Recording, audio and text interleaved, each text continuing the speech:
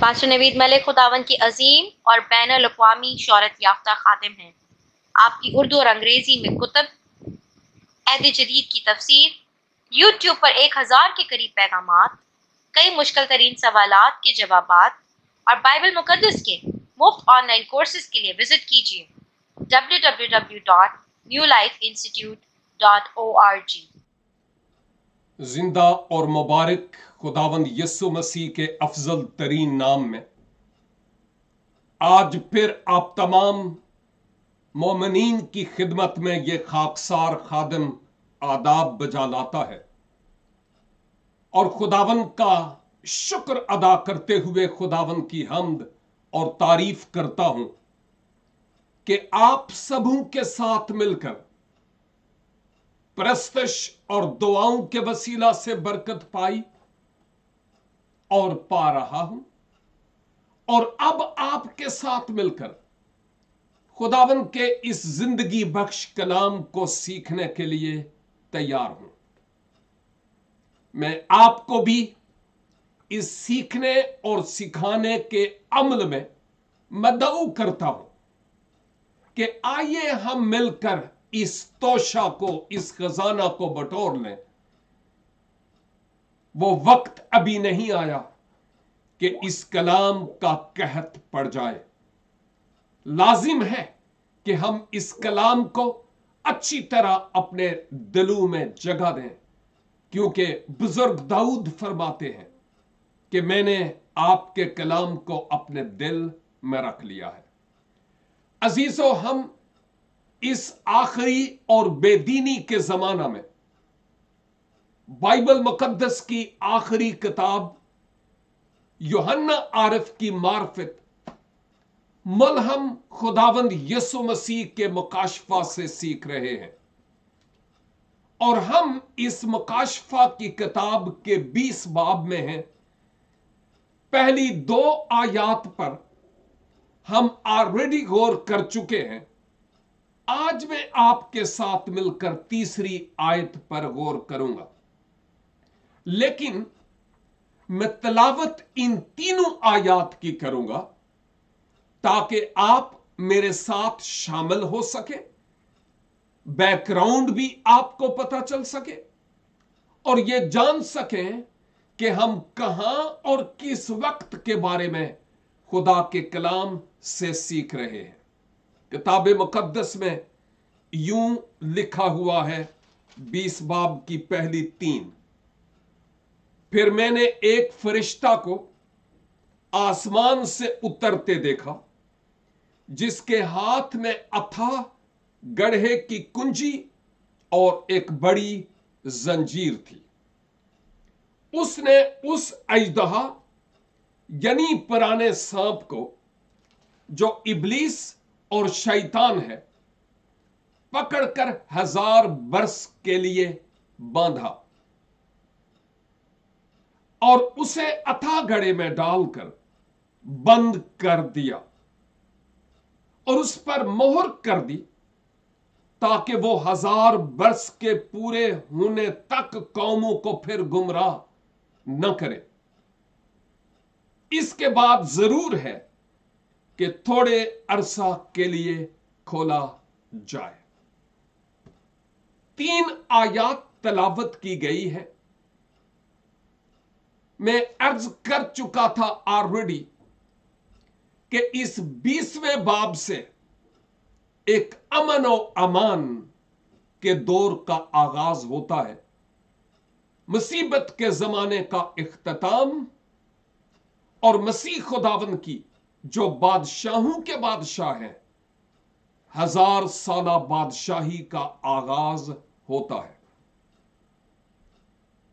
اس 1000 سالہ بادشاہی کے شروع میں ہی ہم دیکھتے ہیں کہ ایک فرشتہ آسمان سے اترتا ہے، ہاتھ میں زنجیر اور بڑی زنجیر، اور دوسرے ہاتھ میں اتھا گڑھے کی کنجی تھی،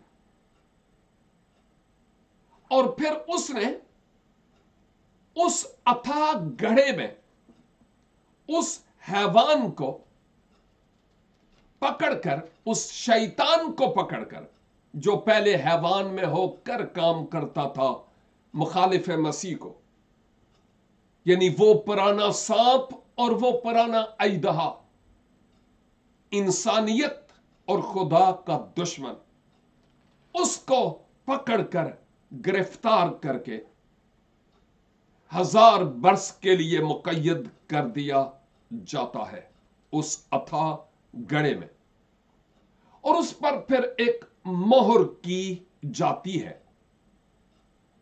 ताकि 1000 बरस पूरे होने तक वो किसी और को गुमराह न करे, जैसे अदन से करता चला आया। इसके बाद थोड़ी देर के लिए उसको खोला जाएगा। याद कीजिए कि हम इस तीसरी आयत में हैं, उसे अथाह गड़े में बंद कर दिया गया, मोहर लगा दी गई, ताकि 1000 बरस तक वो जो मसीह खुदावंद की 1000 साला बादशाही होगी, उसके बीच में किसी को मजीद गुमराह न करे, और उसके बाद एक कलील से वक्त के लिए उसको खोल दिया जाएगा। आयत एक ही है, लेकिन इस एक आयत में मेरे और आपके सीखने के लिए बहुत कुछ है। इसलिए ये आयत मेरी और आपकी तवज्जो को गिरफ्त करती है कि हम और अहसन तरीका से कान लगाकर इस खुदा के कलाम को सीखने वाले हों। अब शैतान कैद में डाल दिया गया, और इससे मुराद यह है, जब लिखा है कैद में डाल दिया गया, तो आज आप और मैं जो 2021 में है,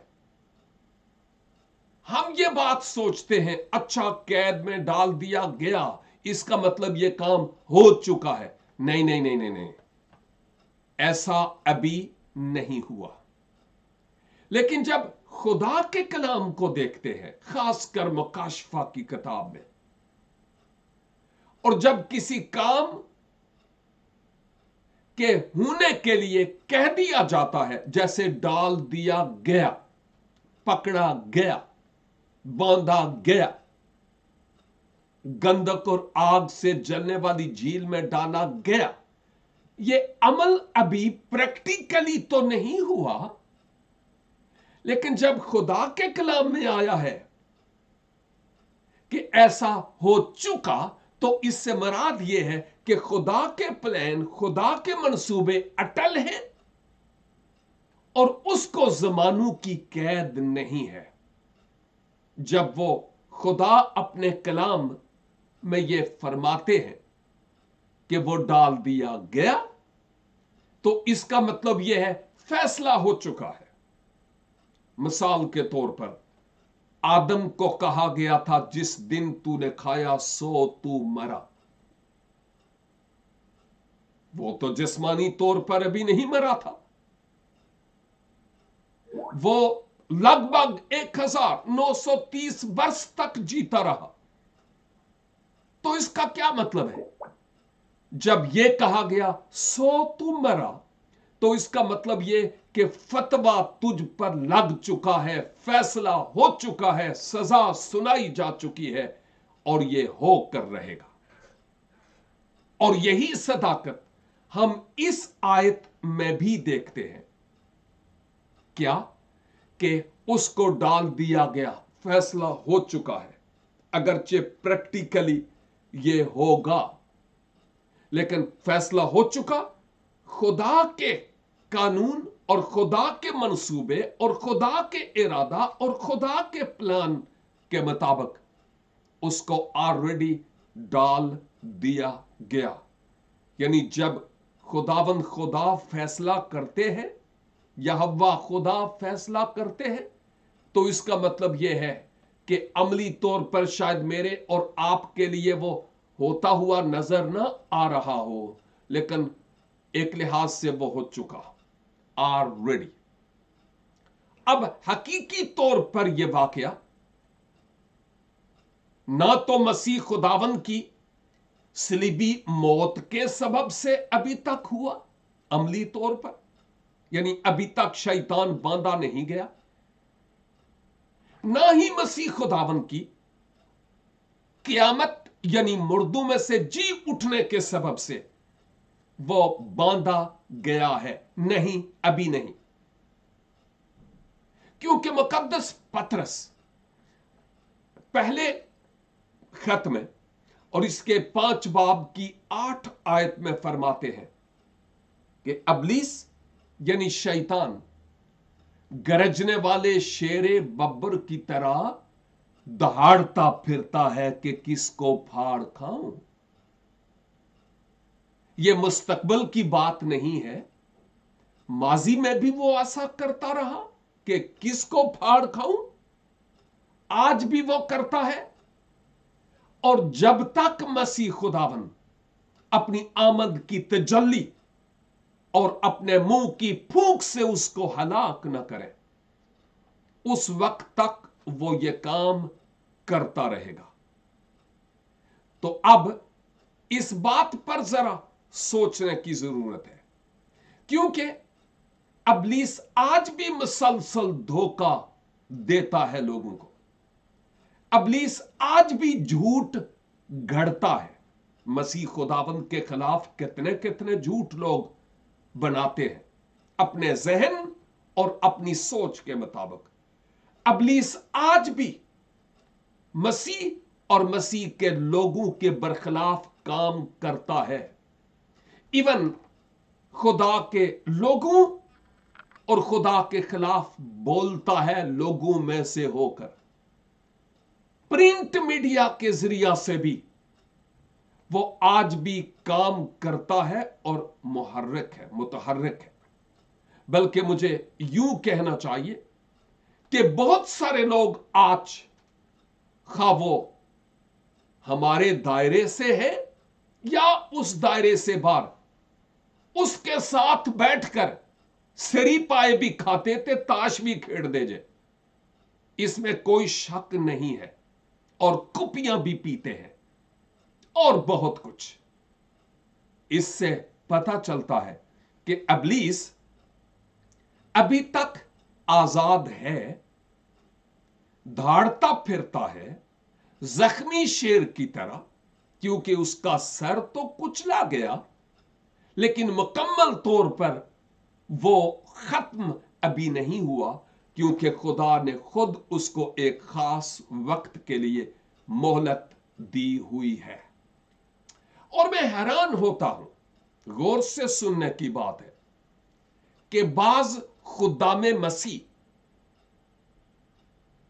دعا کا موقع ان کو مل ہی جائے، اور وہ بھی پبلک میں، یا کسی بیمار کے لیے، تے سارے دل دی پڑاس کڈ کے چھڑ دیں، اور یہاں تک بھی سننے کا اتفاق ہوتا ہے، ابلیس شیطان میں تجھے باندھتا ہوں، جڑا کم یسو نے حال تکر نہیں کیتا او کردا ہے۔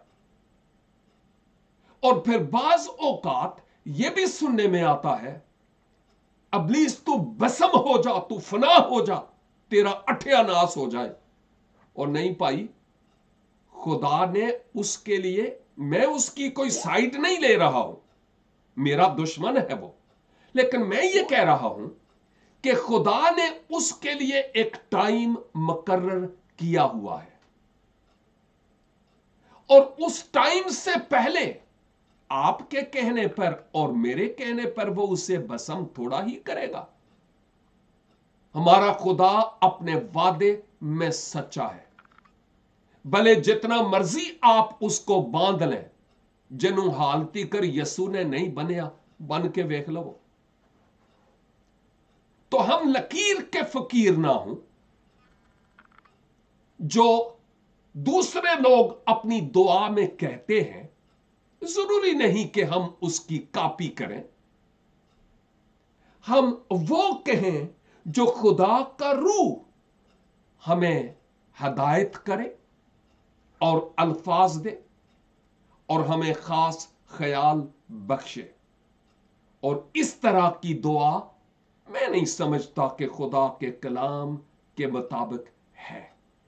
लेकिन मैं ये जरूर कहूंगा, हम ये दुआ कर सकते हैं कि ऐ खुदावंद खुदा, अपने पाक रूह की कुदरत से इस अबलीस को मेरी जिंदगी से मगलूब कीजिए, शिकस्त दीजिए, इसका जोर मेरी जिंदगी मेरे जीवन में से टूट जाए, इसको शिकस्त मिले।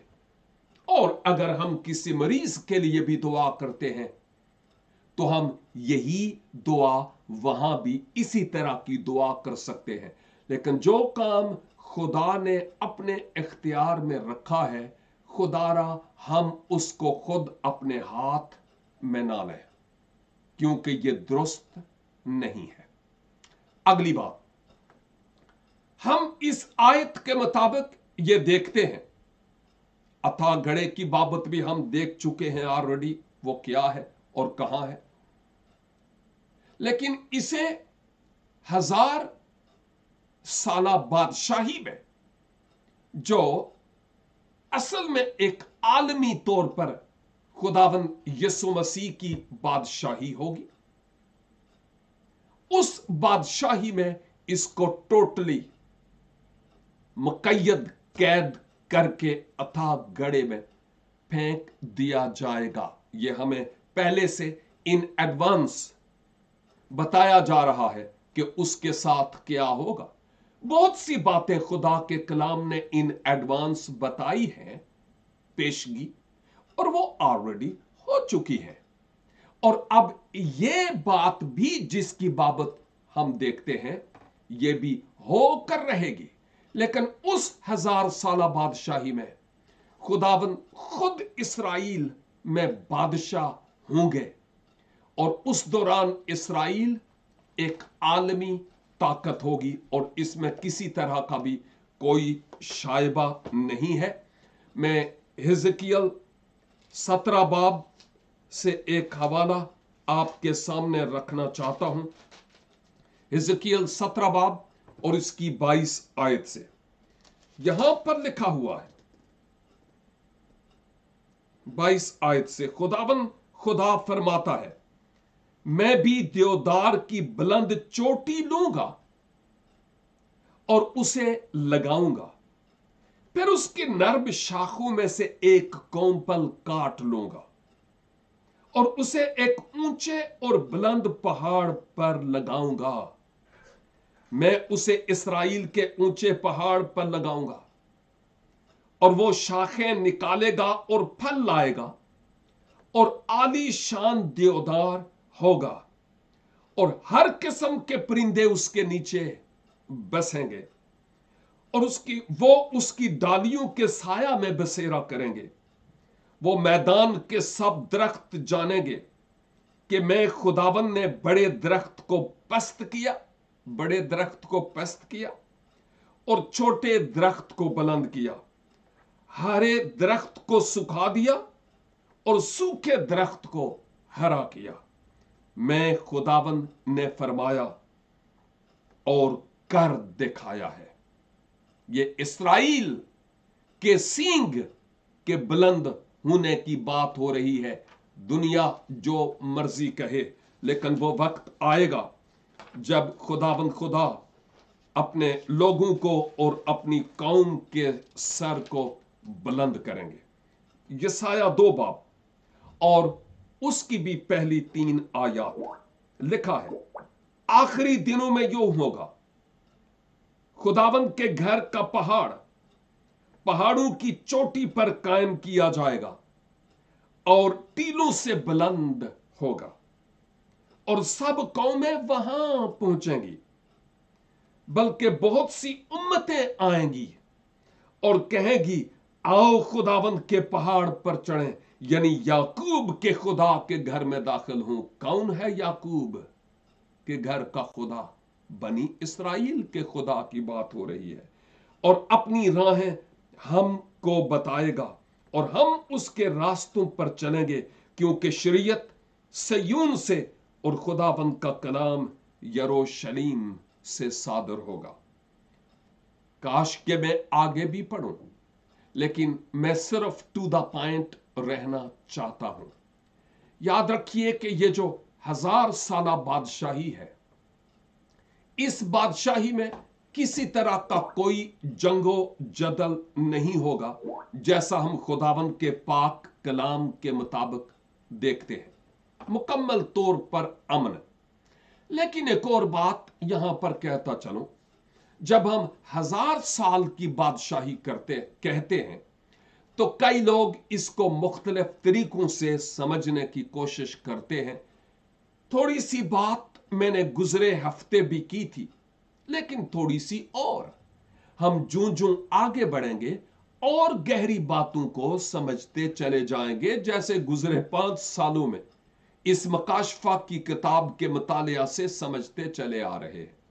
हम जानते हैं कि पैदाइश की किताब के पहले ही बाब में, अगरचे पहले बाब की तफसीर दूसरे बाब में है, लेकिन हमें यह पता चलता है कि खुदा ने 6 दिनों में जो कुछ हमें नजर आता है यह सब कुछ बनाया और 7वें दिन आराम किया।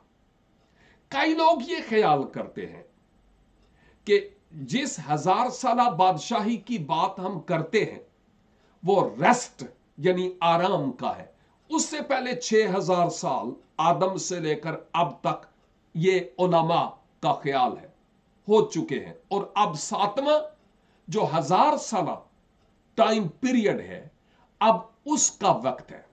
और वो कैसे हिसाब, और कई लोग कैसे हिसाब लगाते हैं, वो कहते हैं 6 दिन 6000 बरस को बयान करते हैं, क्योंकि मुकद्दस पत्रस के खत में यह लिखा है, खुदा की निगाह में एक दिन 1000 बरस के बराबर है। तो यूं हम गोया यह समझ सकते हैं कि कई खुदा के लोगों का यह ख्याल है कि वो जो 1000 साला बादशाही है, दर हकीकत वो लिटरली वाकई 1000 साल की होगी, लेकिन कई उलमा एक दिन को 1000 बरस के बराबर जानते हैं। और अगर एक दिन गोया 1000 दिन हो तो फिर आप अंदाजा करें कि कितनी तवील बादशाही हो सकती है। लेकिन ज्यादातर उलमा का ख्याल यह है 1000 साल तक, और उसके बाद हम बात करेंगे कि फिर क्या होगा। एक और बात जो यहां हमें नजर आती है, जैसे हम पैदाइश की किताब के शुरू में ही देखते हैं, बिलखसूस 9 बाब की मैं बात करता हूं, और उसकी 2 और 3 में, और जमीन के कुल जानदार और हवा के कुल परिंदों में तुम्हारी दहशत और रोब और तुम्हारा रोब होगा, और तमाम कीड़े जिनसे जमीन भरी पड़ी है, और समुंदर की कुल मछलियां तुम्हारे हाथ में की गई। और आगे लिखा है ये सब कुछ तुम्हारे खाने के लिए होगा। और इसका यानी खाने की चीजें जो बाद में शरीयत ने क्लियर की है कि कौन सी चीजें तुम खा सकते हो, कौन से हैवान खा सकते हो, कौन से नहीं। मैं खाने वालों की बात कर रहा हूं। इसका मतलब यह है कि जैसे शुरू में खुदा ने हैवानात को इंसान के अख्तियार में दिया, वैसे ही उस 1000 साला बादशाही में भी हैवानात इंसान के इख्तियार में होंगे, क्योंकि खुदा बजाते खुद ऐसा करेंगे। और फिर मैं जब यसाया नबी का सहीफा तलावत करता हूं और इसका 11 बाब, तो यहां भी हमें बड़ी जबरदस्त बात मिलती है उस पुरअमन बादशाही के ताल्लुक से। 6 आयत से, बस भेड़िया बर्रा के साथ रहेगा, हालेलुया, और चीता बकरी के बच्चे के साथ बैठेगा, اور بچڑا اور شیر بچہ اور پلا ہوا بیل مل جل کر رہیں گے، اور ننا بچہ ان کی پیش روی کرے گا۔ گائے اور ریچھنی مل کر چریں گے، اور ان کے بچے اکٹھے بیٹھیں گے، اور شیر ببر بیل کی طرح بھوسا کھائے گا، اور دودھ پیتا بچہ سانپ کے بل کے پاس کھیلے گا، اور وہ لڑکا جس کا دودھ چھڑایا گیا ہو افعی کے بل میں ہاتھ ڈالے گا۔ لیکن کہنے کا مطلب یہ ہے کہ ان کو وہ کوئی ضرر نہیں پہنچائیں گے۔ اگلی آیت میں لکھا ہوا ہے مکمل طور پر امن کی بات ہے۔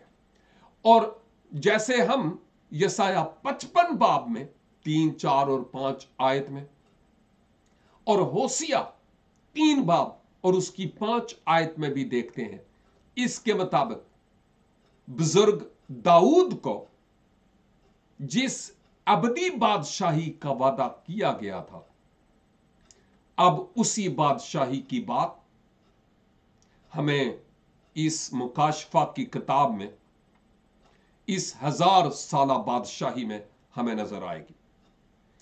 اسرائیل پر پھر برکت اور سلامتی ہوگی بمطابق آموس 9 باب اور اس کی 11 اور 15 آیت کے مطابق۔ اور پھر ایک آخری حوالہ مکاشفہ 20 باب اور اس کی 11 سے 15۔ پھر میں نے ایک بڑا سفید تخت اور اس کو جو اس پر بیٹھا ہوا تھا دیکھا، جس کے سامنے سے زمین اور آسمان بھاگ گئے اور انہیں کہیں جگہ نہ ملی۔ پھر میں نے چھوٹے بڑے سب مردوں کو اس تخت کے سامنے کھڑے ہوئے دیکھا، اور کتابیں کھولی گئیں۔ پھر ایک اور کتاب کھولی گئی، یعنی کتاب حیات، اور جس طرح ان کتابوں میں لکھا ہوا تھا ان کے اعمال کے مطابق مردوں کا انصاف کیا گیا، اور سمندر نے اپنے اندر کے مردوں کو دے دیا، اور موت اور عالم ارواح نے اپنے اندر کے مردوں کو دے دیا، اور ان میں سے ہر ایک کے اعمال کے موافق اس کا انصاف کیا گیا۔ پھر موت اور عالم ارواح آگ کی جھیل میں ڈالے گئے۔ یہ آگ کی جھیل دوسری موت ہے، اور جس کسی کا نام کتاب حیات میں لکھا ہوا نہ ملا وہ آگ کی جھیل میں ڈالا گیا، جائے گا نہیں، گیا۔ اس کا مطلب یہ ہے آلریڈی فیصلہ ہو چکا ہے۔ ان تمام سوالات کے جوابات ہمیں اس 1000 سالہ بادشاہی میں ملیں گے۔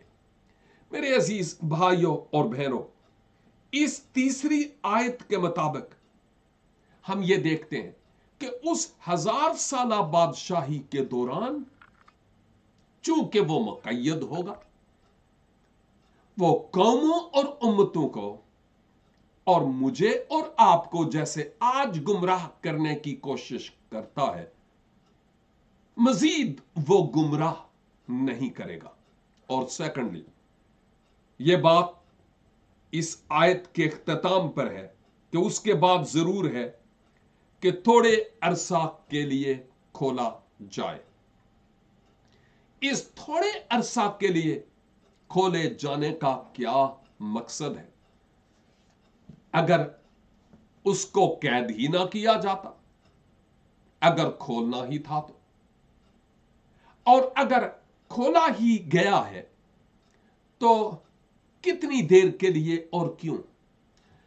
علماء کے مختلف خیالات ہیں اس کے بارے میں۔ ایک بات تو یہ کہ ابلیس کی نیچر 1000 برس قید ہونے کے بعد بھی تبدیل نہیں ہوئی ہوگی۔ آزاد ہونے پر بھی خدا کے خدام جنہوں نے برس خدا کے قدموں میں گزار دیے، وہ فرماتے ہیں کہ ابلیس کو پھر اس وقت جو تھوڑا سا موقع دیا جائے گا، उस वक्त भी वो कोशिश करेगा कि लोगों को गुमराह करे। कौन लोग? जो उस 1000 साला बादशाही में होंगे, वहां एरा वगैरह नहीं होंगे। और इस गुमराह करने के पीछे उसका मेन मकसद यह है कि मैं अब भी खुदा के खिलाफ बगावत कर रहा हूं। चूंकि उसकी नेचर वैसी ही है जो तब्दील नहीं होगी, जिस सबब से अब इसके बाद उसको उस गंधक और आग से जलने वाली झील में हमेशा के लिए डाल दिया जाएगा, जहां उसका कीड़ा नहीं मरेगा। मेरे अजीज भाइयों और बहनों, आज इस कलाम की रोशनी में मैं और आप नंबर 1 अपनी दुआओं को दुरुस्त करें, और अगर कुछ ऐसी बात देखा देखी सुनी सुनाई दुआ में हम कह भी देते हैं, तो एक बार नहीं 100 बार उस पर सोचें कि क्या वो बिब्लिकली दुरुस्त है कि नहीं। और नंबर 2, हम अगर अभी तक मसीह खुदावंद को नहीं पाए और नई पैदाइश के जरिया हमारे नाम किताबे हयात में अगर अभी तक मंदरज नहीं है, तो केवल इसके कि ज्यादा देर हो जाए, जो ऑलरेडी बहुत हो चुकी है, अपने गुनाहों का इकरार करते हुए, अपने गुनाहों से तौबा करते हुए खुदावंद यीशु मसीह के स्पुर्द अपने आप को करें, ताकि मसीह खुदावंद के पाक रूह की कुदरत से मुझे और आपको गुनाहों की मुआफी की यकीन दहानी और हमेशा की जिंदगी का यकीन और गारंटी मिल जाए। अगर आप में से कोई है जो इस वक्त इस नई पैदाइश को और इस बड़े अहम तरीन फैसला को करना चाहते हैं, तो मैं आपके लिए दुआ करने को हूं।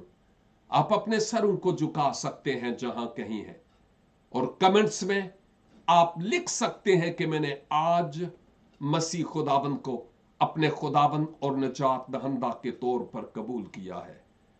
शायद आप में से कई गैर कौम से जो मसीही नहीं है इस खुदा के कलाम को सुन रहे हैं, और मैं आपको बताना चाहता हूं, मैं किसी रिलीजन, किसी मजहब की तालीम नहीं दे रहा। मैं खुदा के साथ रिश्ते के उस्तवार होने की बात कर रहा हूं, जो मसीह यस्सू के वसीला से है, और मसीह इब्ने मरियम पर ईमान लाने के वसीला से आप इस अबदी हयात को अभी हासिल कर सकते हैं। आए हम दुआ करें। ए कादरे मुतलक खुदा, हम शुक्रगुजार हैं आपके इस जिंदगी बख्श कलाम के लिए जो आपने हमसे किया है। फजल बख्शिए कि हम आपके कलाम के मुताबिक अलर्ट रहें, तैयार हों कि हम डट कर अपने दुश्मन को जानते हुए उसके बरखिलाफ खड़े हो सकें और जंग करने वाले हो सकें।